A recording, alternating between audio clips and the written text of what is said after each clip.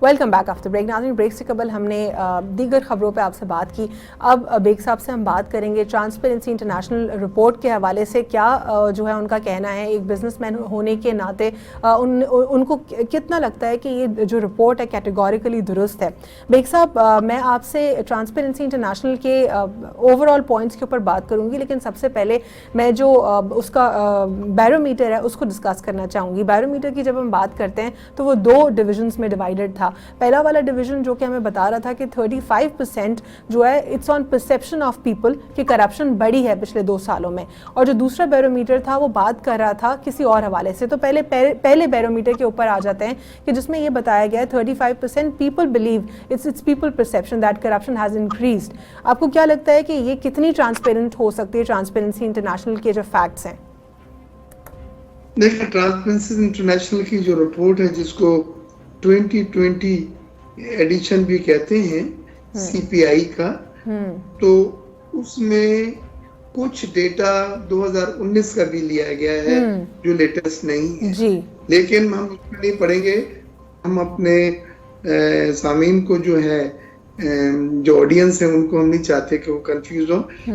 बात ये है कि ये एक ट्रांसपेरेंसी इंटरनेशनल की हर साल रिपोर्ट आती है पूरे दुनिया में। उसमें करप्शन जो है जिन जिन ममालिक में बढ़ा है, जिनमें कम हुआ है, उसके मुताबिक उनकी रैंकिंग की जाती है। पाकिस्तान की बदकिस्मती से 4 पॉइंट मजीद बढ़ गए। पिछले साल 120 नंबर पे था 180 ममालिक में, आज 124 नंबर पर आ गया है 180 ममालिक में। लेकिन साथ साथ उन्होंने हमारे नैब और पब्लिक अकाउंट कमेटी के दोनों इदारों की तारीफ की है कि नैब ने 363 बिलियन पिछले 2 सालों में रिकवर करके दिया है, और पब्लिक अकाउंट कमेटी ने भी इसी अरसे में 300 बिलियन जो है वो रुपए जो है वो वसूल करके दिए हैं। दूसरी चीज जो तकलीफ दे है अलवीना, वो ये है कि इस रिपोर्ट में ये कहा गया है कि कोविड-19 में भी हेल्थ केयर जो सिस्टम है उसमें भी करप्शन बढ़ा है। यानी ये एक वबा थी और उस वबा को निपटने के लिए जो फंड्स, महदूद वसाइल रेज किए गए और जो कुछ डोनेशन और ग्रांट्स बाहर से मिली, उन पैसों में ये रिपोर्ट ये कहती है भी एम्बर्समेंट हुआ है। वो भी पैसे जो हैं करप्शन की नज़र उसमें से कुछ हिस्सा हुआ है। और ये चीज़ जो है वो मैं समझता हूँ दुनिया के बहुत कम ममालिक में, क्योंकि कोविड के वबा के निपटने के लिए लोगों ने दिन रात ईमानदारी से एक करके अपने वसाइल को इस्तेमाल करके अपने लोगों को वो बेहतर सहूलतें फराहम की, जिसमें कोविड से लड़ाई और जंग और कोविड की वैक्सीनेशन जो है वो शामिल है। तो इस चीज़ पे मैं यकीनन हुकूमत से कहता हूँ कि प्रोब की जाए कि कोविड में भी हेल्थ केयर सिस्टम में किन जगहों के ऊपर ये पैसे खाए गए। सुनने में आ रहा है कि जो वेंटिलेटर हमने मंगाए थे कुछ शुरू में 200-300, वो हमने 300 गुना ज्यादा प्राइस के ऊपर ऑर्डर दिए गए थे। तो मैं इसमें लेकिन इसमें बात नहीं करना चाहता, लेकिन क्योंकि ट्रांसपेरेंसी इंटरनेशनल की अपनी रिपोर्ट है कि हेल्थ केयर का सेक्टर भी इसमें इन्वॉल्व था। अब जो ममालिक इसमें सबसे अच्छे हैं, जिनको सलाम करना चाहिए हमें, वो डेनमार्क और न्यूजीलैंड है, जिसमें सबसे कम करप्शन दुनिया में पाई जाती है। और वो ममालिक जो करप्शन में दुनिया में सबसे आगे हैं, सबसे ज्यादा हैं, वो सोमालिया और सूडान है जो बॉटम पर है। मैं समझता हूँ PTI की हुकूमत करप्शन के नारे पे आई थी, और अब भी जब तकरीर में सुनता हूँ इमरान खान साहब की वो करप्शन करप्शन करप्शन कहते हैं, तो इस करप्शन के इतना कंसर्न होने के बाद अगर करप्शन बढ़ा है तो ये नहायत अफसोसनाक बात है। ठीक है बेग साहब, करप्शन का रेशो बढ़ा है। अब बैरोमीटर के सेकंड पॉइंट के ऊपर आ जाते हैं, जो कि बात करता है 25% पब्लिक जो डिपार्टमेंट्स हैं, डोमेन, उसमें जो है 25% ब्राइबरी बढ़ी है, रिश्वत बढ़ी है। इस पर आपका क्या समझते हैं आप कि एक बिजनेसमैन होने के नाते क्या आपको ये पब्लिक डिपार्टमेंट्स में फेस करना पड़ा, ये जो ब्राइबरी बढ़ गई है, और आपका इस पर अपना पर्सनल टेक क्या है? देखिए, मैं खुद एक इंडस्ट्रियलिस्ट हूँ। हमारी सुबह दोपहर शाम income tax, sale tax, custom, excise के इदारों से डीलिंग होती है, और कंस्ट्रक्शन में जो मिनिस्ट्री आई है तो कंस्ट्रक्शन के प्रोजेक्ट अप्रूवल के लिए वो मुख्तलिफ बिल्डिंग कंट्रोल अथॉरिटी में जा रहे हैं और उनसे हमारी मुलाकातें रहती हैं। उन सब को फीडबैक यही है कि करप्शन बढ़ा है। उनका सबका ये कहना है कि दो तरह की चीजें सामने आ रही हैं। साहब, आप अपने पर्सनल व्यूज भी बता दीजिए, क्या आप अपने पर्सनल व्यूज रिजर्व रखना चाहते हैं? नहीं, मेरे पर्सनल व्यूज इसमें मैं अपने व्यूअर्स से शेयर करूंगा। एक तो वो लोग जो करप्शन नहीं कर रहे, वो ब्यूरोक्रेट फाइल ही नहीं मूव कर रहे, अच्छा, खौफ और डर के मारे। वो ये कहते हैं कि हम क्यों जिम्मेदारी लें, हम बाद में फिर नैब हमें चेस करे। लिहाजा अगर वो करप्शन नहीं ले रहे हैं तो साथ साथ वो फाइल पे डिसीजंस भी नहीं हो रहे हैं और चीजें रुकी हुई हैं जो बिजनेस पॉइंट ऑफ व्यू से अच्छी नहीं कहलाती। फाइल को मूव करना चाहिए, चीजों को आगे बढ़ना चाहिए। ठीक है बेग साहब, अब एक पॉइंट जिस पे हमें ज़रा फोकस रखना है। एक तरफ खान साहब कहते हैं कि वो उनका स्लोगन भी करप्शन के अगेंस्ट रहा, अभी वो करप्शन की बात करते हैं। एक तरफ जो ट्रांसपेरेंसी इंटरनेशनल रिपोर्ट है उसी में वो उनका कहना ये है कि जो रिकवरी है वो नैब की तरफ से की गई है, परफॉर्मेंस उनकी अच्छी है, लेकिन जो 25% करप्शन बढ़ी है पब्लिक डिपार्टमेंट्स में, ये दो कॉन्ट्रडिक्शन आ रही है सामने। यानी एक तरफ से रिकवरी हो रही है और एक तरफ करप्शन बढ़ी है, रिश्वत बड़ी है।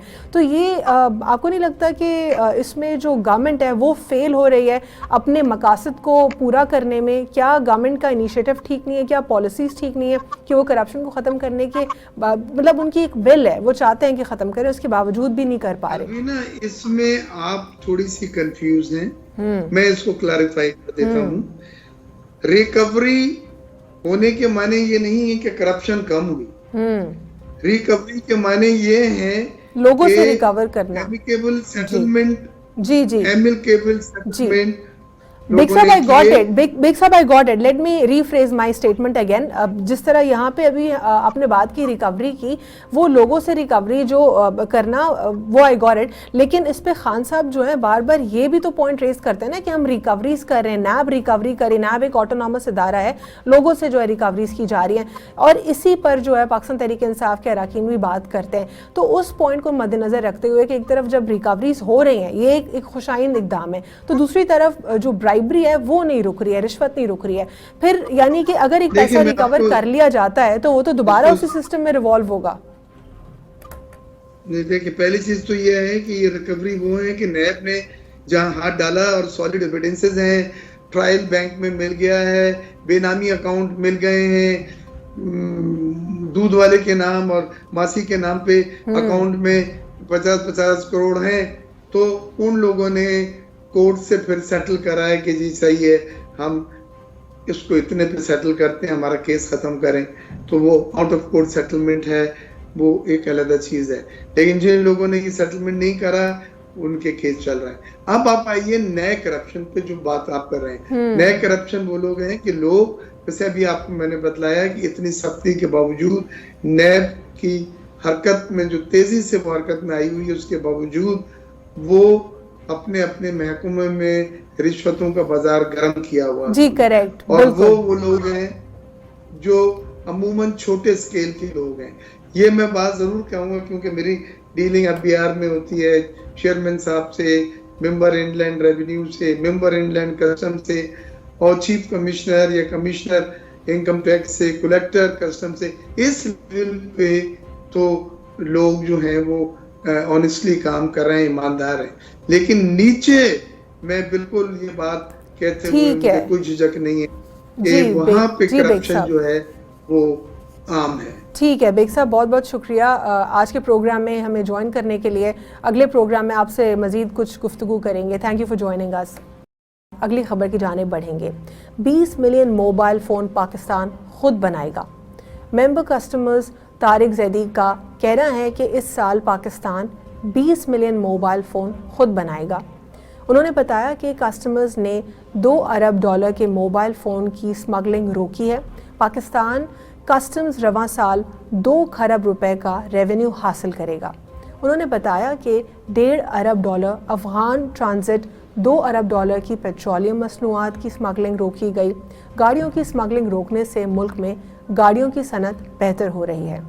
अगली खबर है नाजरीन एशियन डेवलपमेंट बैंक के हवाले से।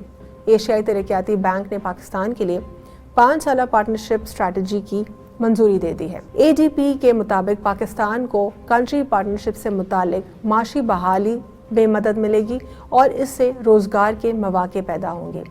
ADP तालीम, सेहत और इंफ्रास्ट्रक्चर के शोबों में मावनत फराहम करेगा।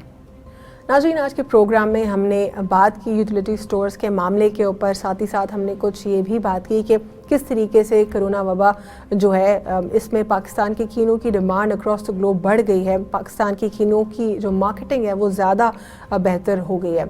हमने कुछ बात जो है मज़ीद इश्यूज़ के ऊपर भी बात की, जिस तरह एशियन डेवलपमेंट बैंक को हमने उसकी ख़बर को डिस्कस किया और ट्रांसपेरेंसी इंटरनेशनल की रिपोर्ट को हमने डिटेल में डिस्कस किया मिर्ज़ा इख्तियार बेग साहब के साथ। उन्होंने बीइंग अ बिजनेसमैन, इन्वेस्टर, अपना जो है इसके ऊपर पॉइंट ऑफ व्यू दिया। उन्होंने कुछ तहफ़्फ़ुज़ात का भी इज़हार किया और उन्होंने कुछ पॉलिसीज़ के ऊपर भी जो है उन्होंने बताया कि किस तरीके से बेहतर हो सकती हैं। ये ओवरऑल कुछ मामलात है जिस पर हमने डिटेल कॉन्वर्जेशन किया आज के प्रोग्राम में।